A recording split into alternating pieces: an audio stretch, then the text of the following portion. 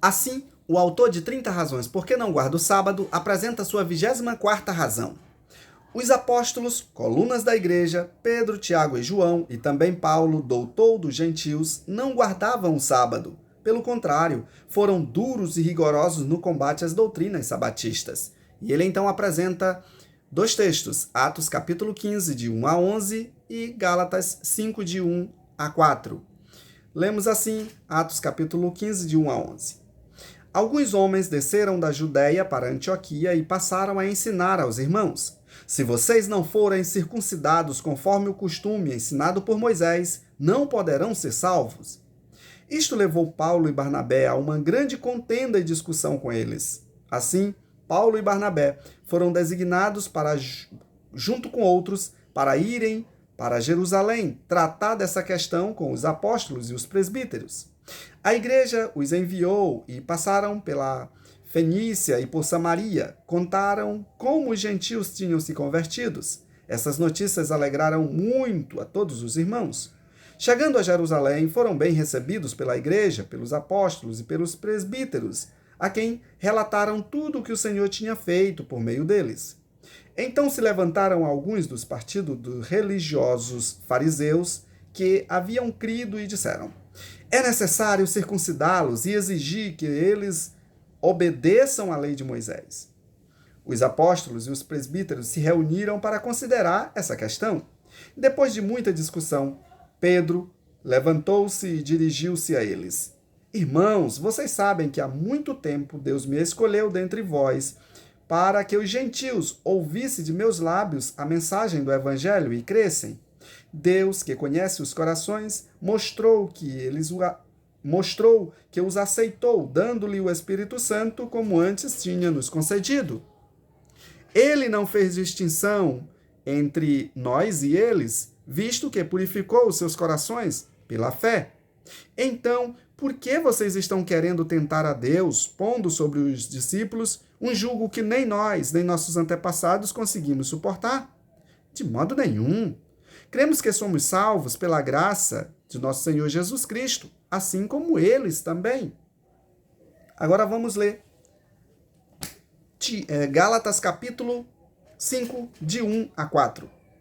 Foi para a liberdade que Cristo vos libertou. Portanto, permaneçam firmes e não deixem submeter novamente a um jugo de escravidão. Ouçam bem o que eu, Paulo, vos digo. Caso se deixem circuncidar, Cristo de nada vos servirá. De novo declaro a todo homem que se deixar circuncidar, que esteja obrigado a cumprir toda a lei. Esse é o texto, e ele conclui então sua narrativa dizendo: se homens de Deus, considerados colunas da verdade, não guardaram o sábado, por que não receberam tal preceitos de Jesus e do Espírito Santo? Por que nós devemos guardá-lo? Somos salvos pela fé em Cristo Jesus e não pela lei de Moisés. Nosso coração é purificado pela fé, não pelo uso de Moisés. Trocar a liberdade, a graça libertadora de Deus pelo jugo de Moisés é simplesmente andar para trás. Andar ao contrário é tentar a Deus, na tese dos apóstolos. Bem, essa é a colocação do autor e eu quero fazer aqui 3 observações, como sempre faço em todos os outros. O primeiro é que fica muito difícil afirmar que os apóstolos não guardaram o sábado, e principalmente o doutor entre eles, como ele cita aqui, Paulo. Segundo lugar, de que lei está se referindo aqui? A lei que foi escrita pelo próprio dedo de Deus em tábuas de pedra e colocada dentro da arca, ou a lei que foi escrita por Moisés em livro e colocado ao lado da arca? Veja, os dois textos aqui têm relação sim um com o outro. Agora, os dois textos apresentam um assunto totalmente desconexo com a guarda do sábado. Por quê? Porque Paulo dá detalhes em Gálatas capítulo 2, o versos 11 em diante, do que se refere essa contenda. Ali, a partir do verso 11 de Gálatas capítulo 2, Paulo diz que Pedro, que estava com eles na Antioquia, ao chegar outros judeus, ele então se diferencia dos que ali estão e não aceita comer com os que estão ali. E é esses que buscam introduzir aqui a circuncisão. Entenda que Paulo deixa muito claro em Gálatas capítulo 5 e o verso 3 que todo aquele que for circuncidado, ele tem que obedecer à lei. Que lei? A lei da circuncisão.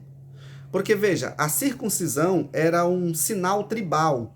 O indivíduo que era circuncidado, ele tornava-se, a partir de então, um hebreu. E ele devia obedecer toda a lei hebreia, ou seja, tudo que estava relacionado à vivência do hebreu.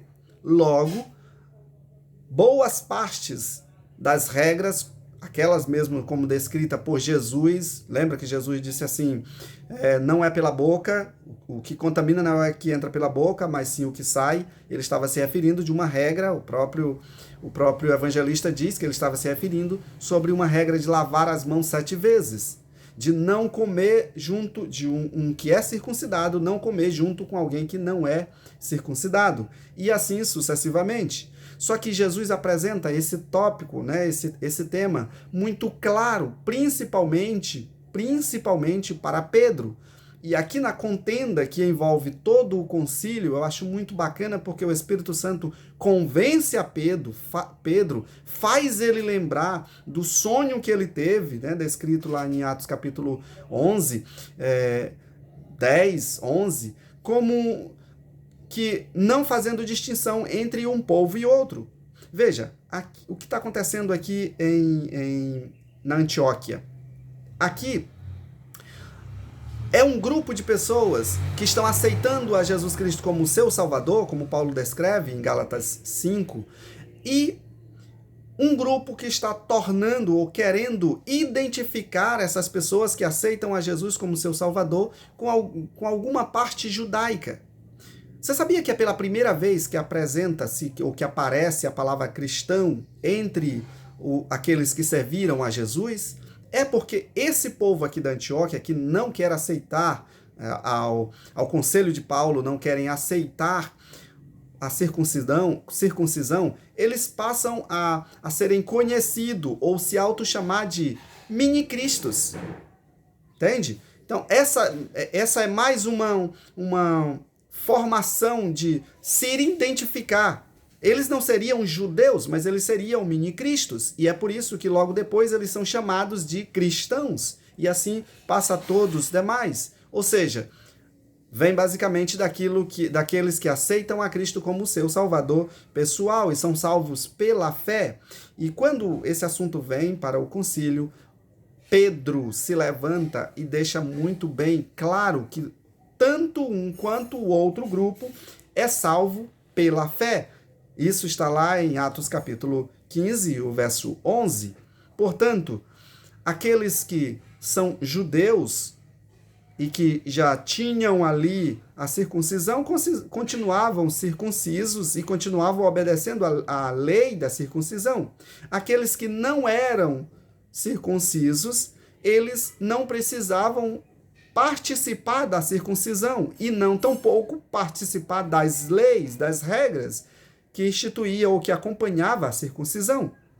Portanto, aqui não tem nada o que demonstre que essa lei de Gálatas capítulo 5 esteja falando sobre a lei moral de Deus.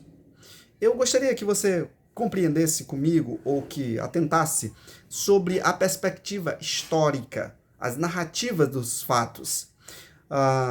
Paulo foi, de acordo com o capítulo 9 de Atos, Paulo se converteu no ano 37. No ano 38, ele está ali do ano 37 a 38 com Ananias e conhecendo mais sobre Jesus. No ano 38, ele vai para as Arábias, região árabe, e ele passa no deserto ali pelo menos 3 anos.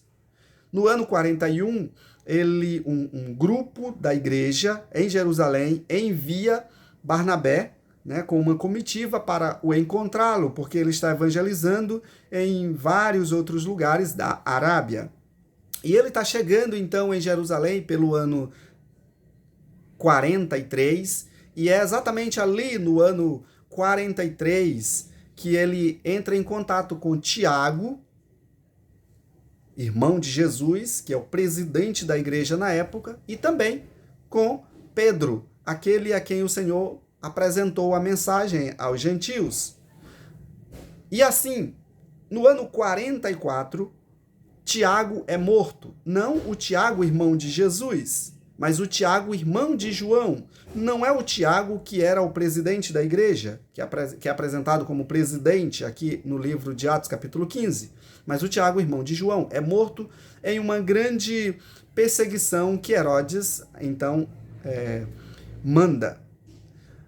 Nesse contexto, Tiago escreve a sua primeira carta. É o primeiro registro de um livro aqui do Novo Testamento. Tiago escreve a sua carta, mas para identificá-lo como ele estando vivo e passar uma calma aos irmãos que estão sendo perseguidos em todas as partes do mundo. E essa carta é levada por Paulo. Paulo é um dos disseminadores desta carta, porque ele faz a sua primeira viagem missionária aos gentios, juntamente com Barnabé, exatamente por essa época. É exatamente lá pelo ano 50 que toda essa controvérsia acontece. Então, esse concílio se reuniu em Jerusalém no ano 50 da nossa era cristã. Então, vá anexando os fatos. No ano 50, é decidido, e aqui as palavras de quem decide todo o assunto, depois que ouve todos os lados, depois que Pedro se retrata, veja, Pedro, mesmo tendo vacilado lá no livro, como descrito em Gálatas capítulo 2, o verso 11, e Barnabé, mesmo que tivesse ido na onda de Pedro, aqui eles voltam atrás e compreende a coisa da maneira correta, que os gentios não precisavam circuncidar. Tiago, então, faz uma narrativa em sua carta, e essa carta é novamente apresentada. No ano 58, Paulo é detido pela primeira vez. E quando Paulo é detido pela primeira vez, no ano 58, portanto, 8 anos depois dessa grande controvérsia e dessas definições aqui, ele é levado perante o Sinédrio, está em Atos capítulo 22. E ele diz que ele não fez nada contra a lei de Moisés e nem contra a lei dos judeus. Ele é apresentado logo depois, no verso 23, no capítulo 23, a Filipe, ou Félix. E depois que ele é apresentado a Félix, ele é enviado a Festus. Depois que ele está ali com Festus, capítulo 25, por exemplo, ele é apresentado ao rei Agripa. Veja, o rei Agripa é ali descrito no capítulo 25 de Atos como um hábil conhecedor das leis judaicas. E tanto desde o verso do capítulo 22 até o capítulo 25, a defesa de Paulo está a dizer que a única acusação que tem contra ele é de que ele acreditava na ressurreição de Jesus. E era por isso que eles não conseguiam nem fazer uma boa acusação, porque entre eles tinham os fariseus, que acreditavam na ressurreição, e tinham os saduceus, que não acreditavam na ressurreição. Então esses dois partidos ficavam brigando entre si e acabavam que não conseguiam montar uma acusação forte contra Paulo, porque eles só tinham isso para acusar. E se eles mesmos acreditavam, não podiam acreditar, não podiam acusar. Assim, no ano 60 é que Paulo é levado a Roma.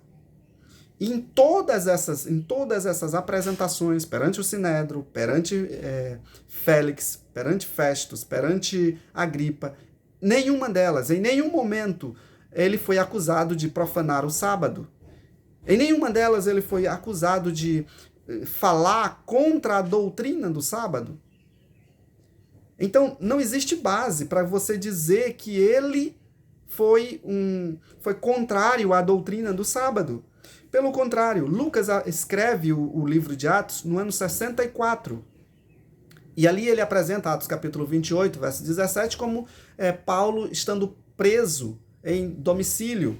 Paulo morre no dia 29 de junho de 67, 3 anos depois. E não existe em momento nenhum ele indo contra a crença da adoração a Deus no sábado, contra a crença do sábado. Portanto, nós precisamos entender aquilo que o Senhor quer nos enviar através da sua mensagem, a Bíblia Sagrada.